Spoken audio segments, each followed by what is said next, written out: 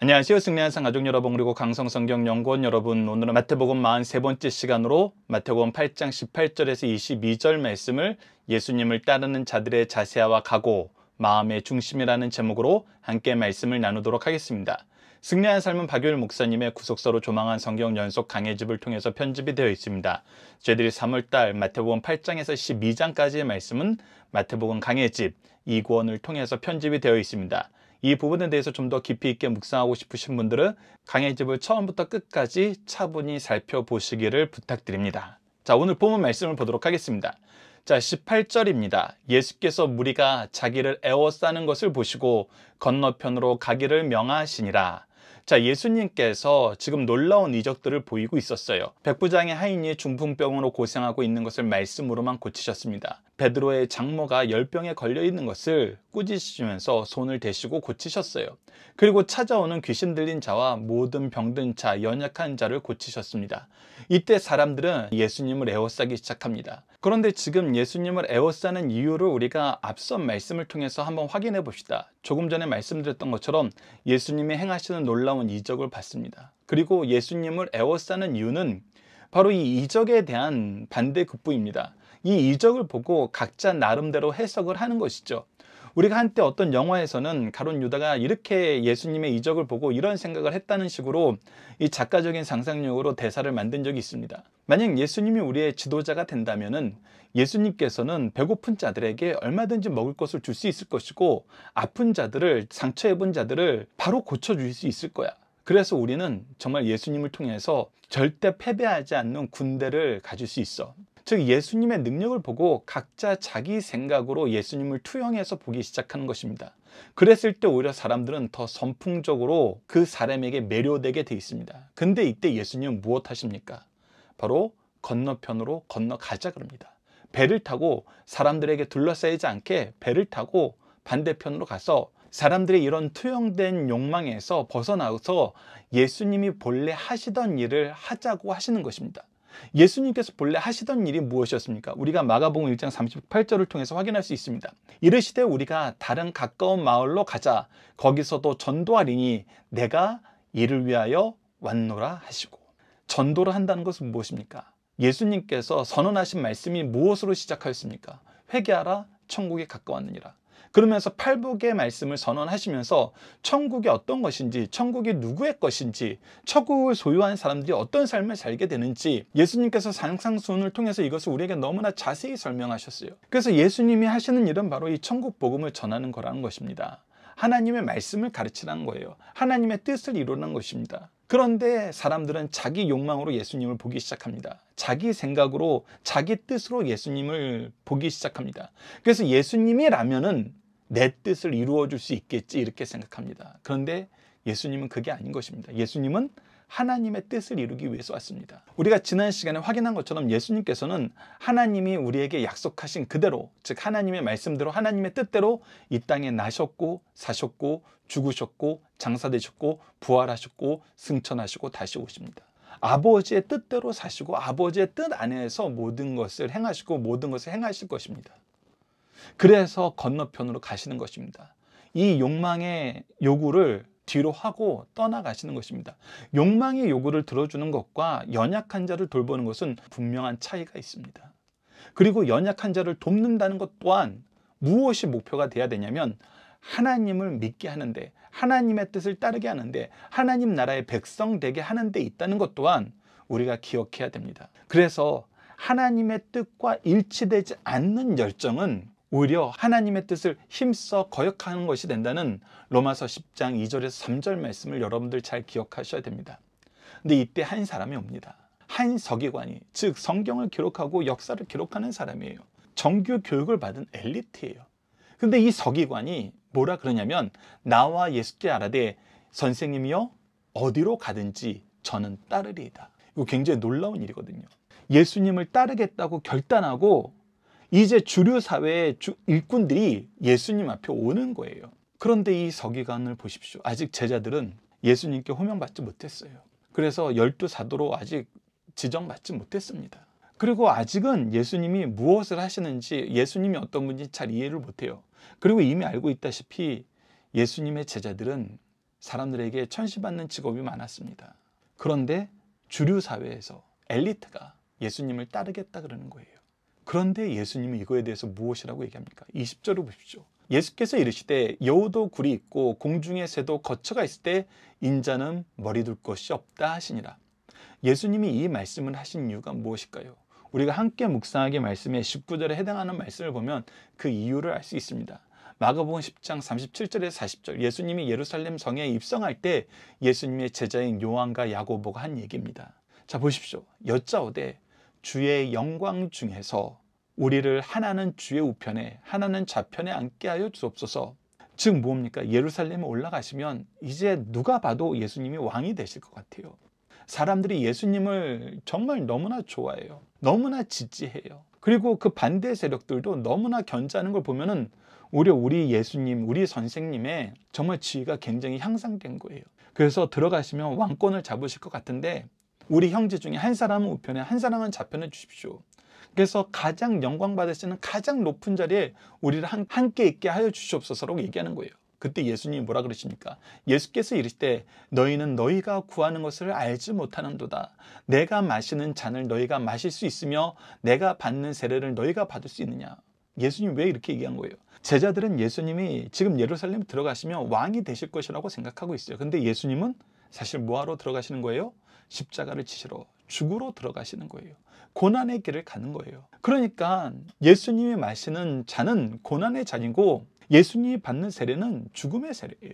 근데 그것을 알지 못하고 예수님 좌우편에 앉게 있다는 거예요. 자기네들의 영광을 바라보면서 예수님께 이것을 구했지만 예수님이 주시는 것은 고난과 죽으심이에요.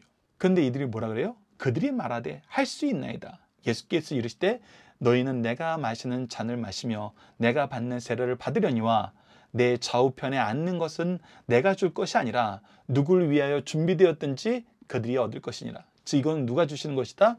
내가 주는 것이 아니라 하늘의 아버지께서 하나님께서 주시는 것이다. 하나님께서 정해놓으신 것이다. 그러나 너희들이 다짐한 대로 내가 가는 고난의 잔을 순교의 삶을 너희들이 살게 될 것이다 라고 얘기하시는 거예요. 마찬가지로 이 한 서기관은 왜 예수님을 찾아 나왔을까요?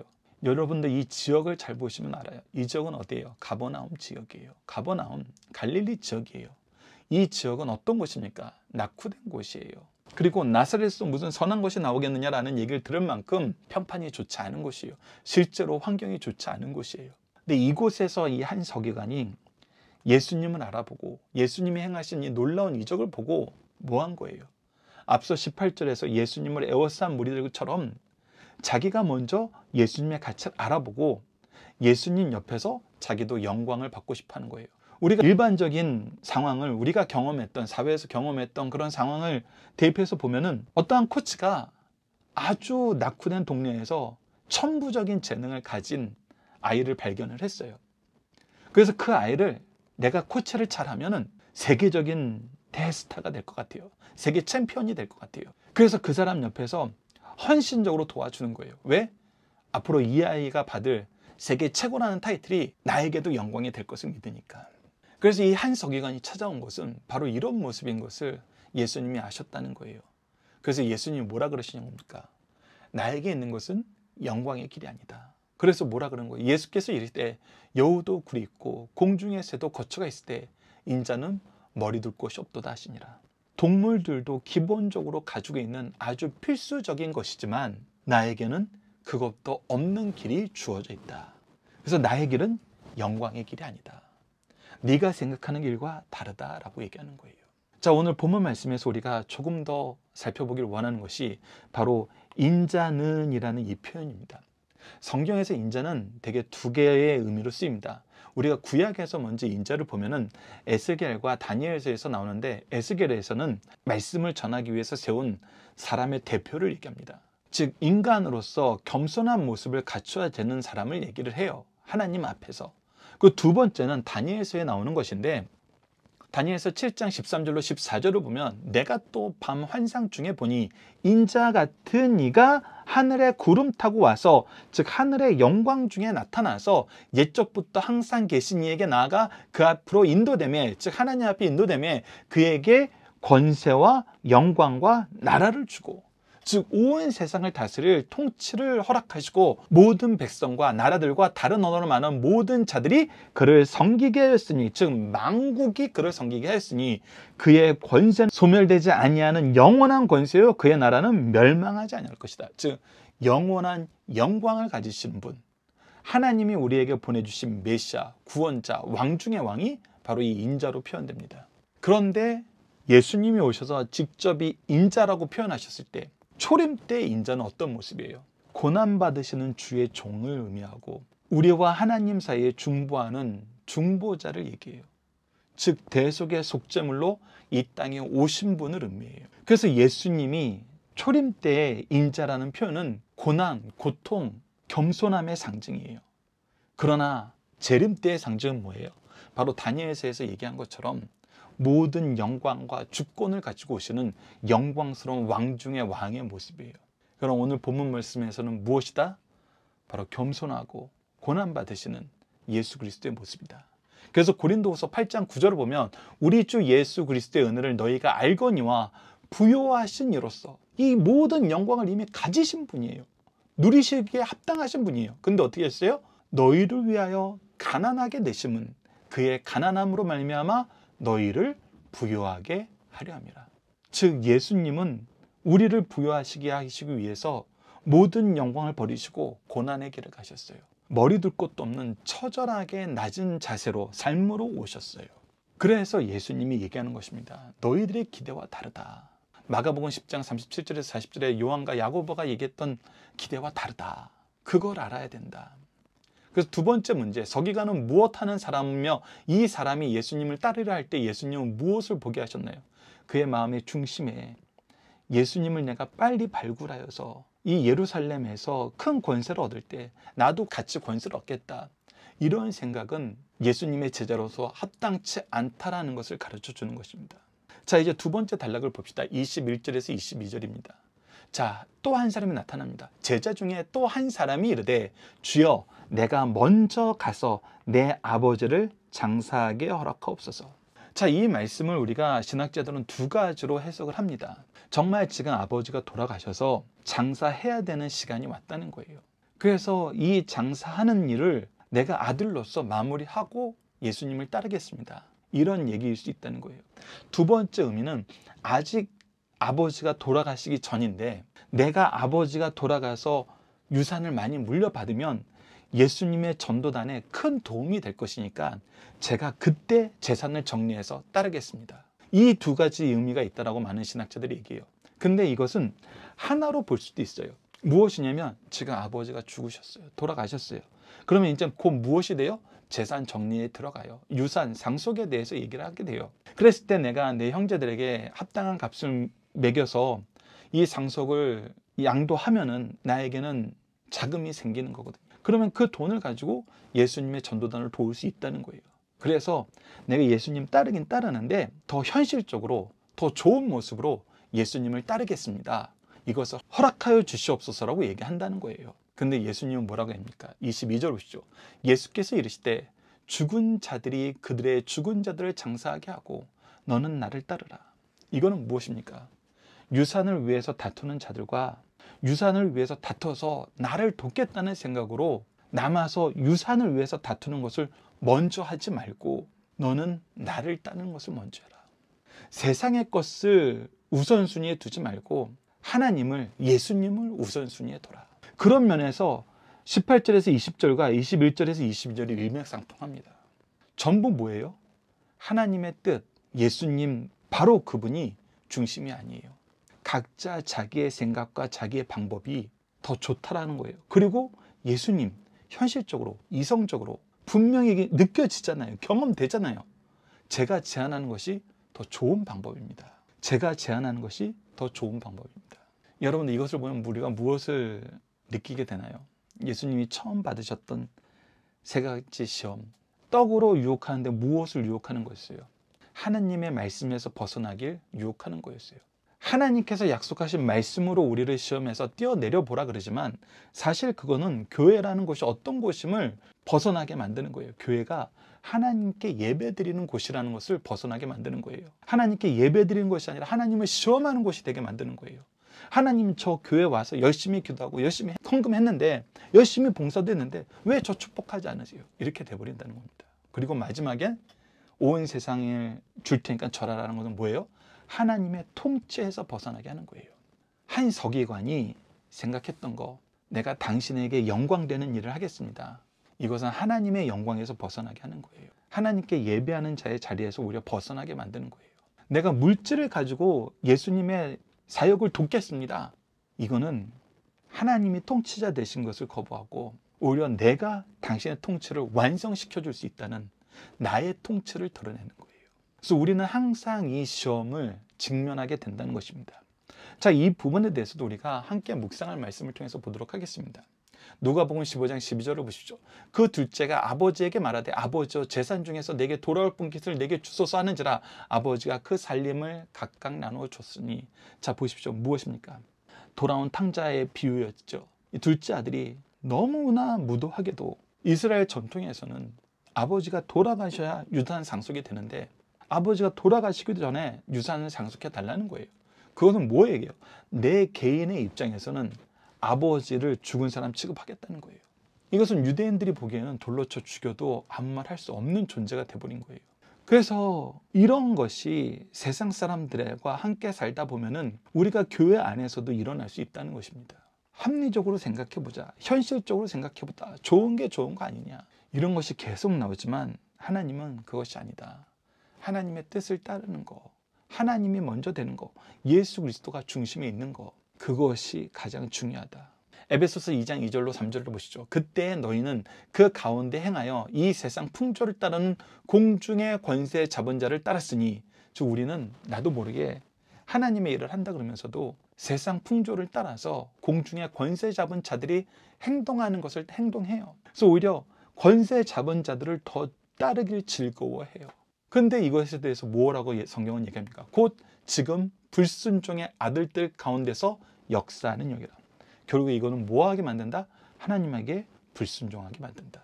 전에는 우리도 다 그 가운데 우리의 육체의 욕심을 따라 지내며 육체와 마음이 원하는 것을 하여 다른 이들과 같이 본질상 진노의 자녀였더니. 그래서 예수님을 중심에 두지 않는 거, 하나님의 뜻이 우선되지 않는 거, 그리고 합리적이라는 얘기하면서 내가 예수님을 안 따르는 거 아니에요. 하나님의 영광이 최우선 되지 않는 거 아니에요. 그런데 방법적인 면에서는 제 방법도 굉장히 좋은 방법이에요. 이 얘기하는 거예요. 근데 계속 얘기하지만 하나님께서 하나님의 일을 우리에게 맡기실 때 하나님의 뜻이 있어요. 하나님의 계획이 있어요. 하나님의 방법이 있어요. 하나님이 주신 목적이 있어요. 그래서 이 가운데 우리에게 필요하다고 요구하시는 것은 오직 순종이에요. 근데 순종하지 않아도 되는 이유, 순종을 적당히 조율해서 이것만 순종하고 저것은 순종하지 않는 이유를 우리는 우리의 영역에서 항상 만들어내길 즐거워해요. 그리고 그걸 만들어내면서 뭐라고 얘기하냐면 제가 하나님을 위해서 이런 방법을 만들었습니다 라고 얘기해요.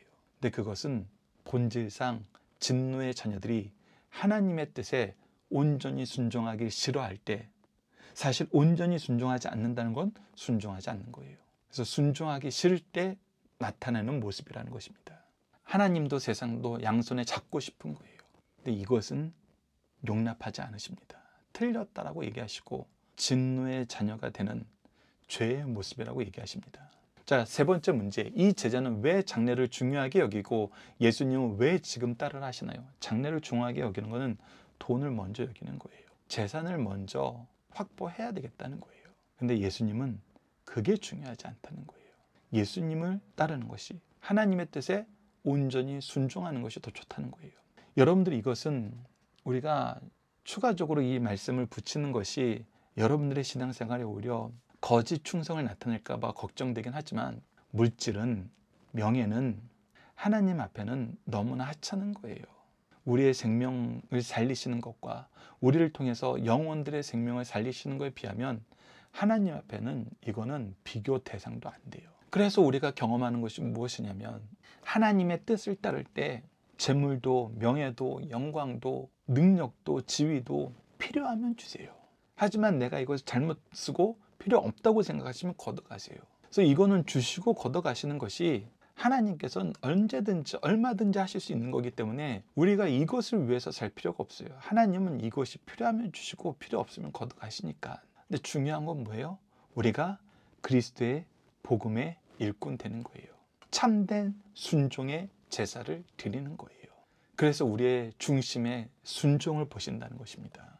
온전한 순종을 보신다는 거예요. 그것이 오늘 본문 말씀을 통해서 두 단락에서 동일하게 보여주는 것이라는 겁니다.